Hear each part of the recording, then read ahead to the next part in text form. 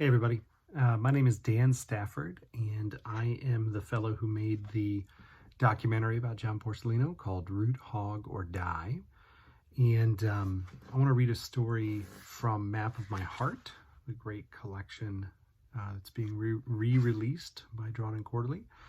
And when I was working on the documentary with John, the idea came about simply because our friend Noah Van Sciver went on tour with John and said, this guy, someone needs to make a movie about him.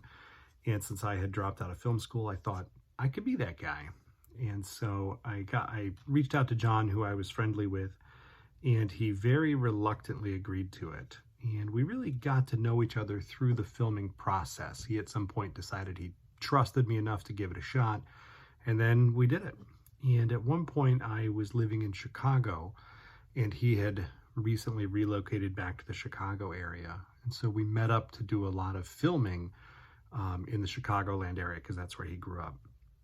And one day, again, very early in our friendship, I met up with him out in suburban Chicago. And it was the house that he spent a good chunk of his childhood at with his mom and his dad and his sister. And it was just a small suburban house, and we parked on the street and then kind of walked around the house a little creepily. And when we were in the back alley behind the house, it was amazing to see John react to, there was a pile of lumber that was still there that he had remembered from his childhood in the 70s. And there was an old busted up chain link fence and just a little patch of grass and dirt on the other side of it from the alley. And he said, "Oh my God, this is Mr. Moberg's yard." And he told me the story of Mr. Moberg, which of course he had put into a King Cat comic. And that's the comic I want to read now, because it so perfectly encapsulates how John is able to take something mundane and something you would go past without even noticing, just a chain link fence in a yard, and he will remind you that magical things, special things, profound things can happen in those places, and do happen in those places. Mr. Moberg. When we were very young, there was an old man who lived across the alley from us. His name was Mr. Moberg. He had a big garage shaped like a barn, and on summer nights, he'd invite us over to catch fireflies. We'd put them in jars. Mr. Moberg built a grotto out of rocks and cement, and he said that's where the gnomes lived, and I believed him. Scared to death. Keep out. Later on, he got grumpy and mean and threatened to keep our ball whenever it went over the fence. And stay out. I asked my mom why, and she said it was because his wife was very sick. Thank you, Mr. Moberg. Thank you, Mom. John Porcellino, June 1998.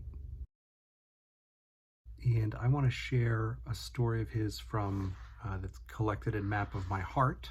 That's called Just Possum. And I think this comic really sums up a lot of who John is pretty perfectly. Just Possum. Out behind the store where I work is a big, weed-filled field. I go out there sometimes to look things over. Old couches torn apart, bottles and cans, boxes, and broken glass. One day after lunch, I walked out into the field. Fresh air feels good. Down by the marsh, I saw it rambling along, a long-haired old gray possum. I watched it wander to and fro, sniffing here, digging there, and chewing on things. It looks like a cross between a pig and a dog. A pig dog. I wonder what it's eating. Dig, dig. I guess it's really more like a cross between a pig and a cat. Look how it walks like a cat. It rambled over towards me. Don't move. Why can't it smell me? Chomp. Chomp, chomp. Must be downwind. I watched it for a while until it wandered off out of sight. Sharp little teeth, and I headed back to work. I'd like to do a comic about that opossum. But why? What would I say? I went outside. I watched a possum walk around. I came back in. No moral, no message, just possum? March 26th and May 22nd, 1999.